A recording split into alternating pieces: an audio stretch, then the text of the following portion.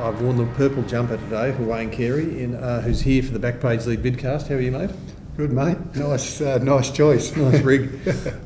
Pretty uneventful round 11 in the AFL, wasn't it? Carlton got beaten for the fourth time in 5 weeks, and there were a couple of surprise losers in Richmond and Essendon. But what caught your eye particularly? I know you were over the Tasman. I wouldn't say uneventful, Charlie. Yeah, it was a big week, well, it wasn't uneventful. I mean, Fremantle upset the Tigers at the MCG, which was, I think, an event in itself. I think that's a fantastic effort from Fremantle, considering Tigers have been in great form and actually one of the probably form sides of the comp. So big tick to Freo. And I tipped Sydney to beat the Bombers. I didn't think they'd be up by that much, and then for the Bombers to come back and only be beaten by 4 points, I thought that was a fantastic game. In the end, took the Bombers a little bit to get going, but they had the ball inside 50 an enormous amount of times, just weren't able to kick goals. They kicked a lot of points in that first half. 1 goal before half time, which was quite incredible. 2 goals to 3/4 time. But a lot of points. So I thought they were both pretty big events, Charlie. No, I was just keeping on your toes. It's good to see you were actually watching all the games and you're on top of things. But Essendon kicking 9 goals in the last quarter and still coming up losers. That's a pretty remarkable sort of turn of events. Well, a lot of the stats point to Essendon probably having a win in that game. The fact that they had the ball inside 50 so often, that can be a misleading stat. I'm not if you get the ball deep inside 50, then fair enough. But if the ball's just going in, or a lot of the times I know they misused it, especially in the first 3 quarters. They just bombed away. Sydney had numbers back and were able to get the ball and easily take it outside of their defensive 50. But look, I thought it was a really good game in the end. Well, look, what I found interesting out of the round was the match review panel findings this week, and that is Josh Hunt was given a fine, not any match points or any suspensions, for standing on the hand of Eddie Betts. I'm not sure if you saw that one. And also Hayden Ballantyne throwing his elbow back and collecting Chris Newman, I would euphemistically say, in the lower abdomen. Only got 1 week for that. It was described as low impact by the match review panel. I mean, have you got any thoughts on either of those? Oh, look, that's the big question, Charlie, and what sort of impact it is. And sometimes I'm bemused, like you, and I'm sure most supporters out there are bemused by what is low impact and what's medium and high, because sometimes they look quite forceful. And I don't think Chris Newman thought it was low impact. Yeah, that's right. And they say that, and look, I don't think Chris Newman's the type of guy that, if it was low impact, to react the way he did. So, probably lucky to get the week. You take it and you move on. He's pleaded guilty, surprisingly enough. Or he copped the ban. Yeah, well, that's probably. But you're right. The stepping on the hand one with Josh, bit unsportsmanlike to a degree. But probably lucky to get away with just a fine on that one, I would think. I think, there's been incidents that I would consider less damaging to the game than stepping on someone's hand when they're on the ground. Well, Brett Ratton was at the airport today. They obviously play West Coast this Friday, and he said, very poor example set for young kids. If this is considered to be kind of okay by the match review panel, you thought they really missed a chance to make an example of Josh Hunt. Well, the fact that I haven't heard from Josh. I don't know whether it was an accident, whether he knew that he was stepping on. Look, I don't think there'd be too many players. I wouldn't think that Josh is that type of player that would deliberately step on someone's hand. So I think he's been given the benefit of the doubt. If it was deliberate, obviously, you'd expect a suspension, but give the benefit of the doubt, and maybe a fine is the right answer, Charlie. Have you ever trodden on anyone's hand, Wayne Carey, deliberately in your 272 game career?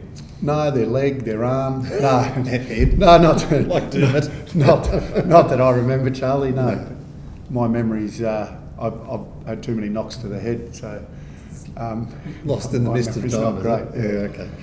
Now we are talking about Carlton and their defeat, and they meet Hawthorn and Collingwood in the next 2 Fridays, and then I think North Melbourne in round 16. So they've got 2 very tough games coming up. But interestingly, they've got 3 tough games. I think they've got West Coast. I beg your pardon. You're right. West Coast, Hawthorn, Collingwood. Yep. Having been beaten by Geelong, but they've got 4 games on Friday night in a row. I mean, is that fair to the rest of the competition? Well, It puts Carlton in the spotlight, that's for sure. And well, it's actually a Thursday night game, I think, this week. So Thursday and then 2 Friday nights. But I keep picking up on all these mistakes. But no, they're under the pump. There's no question about that. I thought their effort was a lot better on Friday night, but it's going to have to be, like you said, they've got 3 really tough weeks, and Carlton be outside the 8, and having to then get back into it. And when most of us, 3 weeks ago, were looking at Carlton finishing in the top 4, now all of a sudden might struggle to hang on to the top 8. It's remarkable. I mean, this year, and there's going to be another twist and another turn, and let's be the devil's advocate and say they lose the next 3. This is a side with a couple of players back, capable of then stringing 6-7 wins in a row to then play a big part in the final. So, I'm not writing Carlton off by any stretch of the imagination. I think they've got a good list. They obviously haven't got the depth of Collingwood or West Coast, but their best 22 is as good as West Coast. Collingwood's probably best 22 as well, but they just haven't the depth of those other clubs. Twist and turn, we didn't pick, or I didn't pick Freo's win on the weekend, but it came at a bit of a cost. Aaron Sandlin's out for 10 or 12 weeks, which is a really big blow to them trying to make the finals, let alone have any impact in the finals. Yeah, it is. He's he's an important player. He's a very good player. They very good win on the weekend. Where are Freo at? I mean, they've got a certain amount of home games. They win all of those. All of a sudden, Freo are half a chance to make the 8. Just so hard to pick. I would have never picked them to beat Richmond. Like I said, I think Richmond are the real form side of the comp. So Freo, their season stays alive, even though Aaron Sandilands is out. I thought Pavlich was very good in crucial stages, which was great for the captain. And you know what, really good win for the Fremantle Footy Club to come to Melbourne at the MCG against an informed side and win. Big tick to Freo. But Freo and Sydney love it a bit wet and a bit grimy, where the emphasis is all about the contested footy, don't they? Oh, I wouldn't have thought Freo liked it wet, Charlie. No, I wouldn't have. So hence, that's why I thought even more in favour of Richmond. Sorry to keep going against you, but I thought even more so. I wouldn't have thought they liked the wet, but you know what, they did. They did on the weekend, and that's all that matters. Doesn't it help them shut down? Their emphasis on defence and shutting the opposition down, doesn't the wet conditions help them? If you're talking about Ross Lyon and the way he probably and the way they've gone about their footy over the last couple of weeks, certainly helps you shut down an opposition. Yeah, so I'll agree with you. You'll concede that point. Yep. Good. But who would back against Sydney in the wet? I mean, they're just so fantastic in class, aren't they? They are, and they were absolutely brilliant. Obviously, the week before against the Bulldogs in the wet. I mean, they were superb, 9 goals in the first quarter. But Sydney were brilliant again at Etihad Stadium. That was a fantastic win at a ground that they haven't been fantastic at, and coming off a really wet game up in Sydney the week before, I thought it was an awesome win. Even though Essendon came back, and maybe a part of that was maybe Sydney thinking they'd done enough, which can often happen, and the Bombers just kept coming. I mean, they showed that they can turn it on, and if you keep plugging away, you can do amazing things. So you'd have Richmond and Essendon in your final 8 at this stage?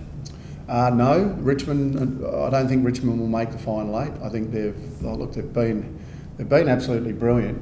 I just can't. When you look at the final 8 now, and if you think Carlton are going to make it, Geelong are going to make it. I still think St Kilda may miss out as well. I mean, it's just very difficult to pick it. I think Freo will miss out. All of a sudden now, 2 weeks ago, Charlie, people were saying Sydney might miss out. Now all of a sudden Sydney look like they could possibly make the top 4. They've got a good draw. So, there'll be a few more twists and turns before this season's out.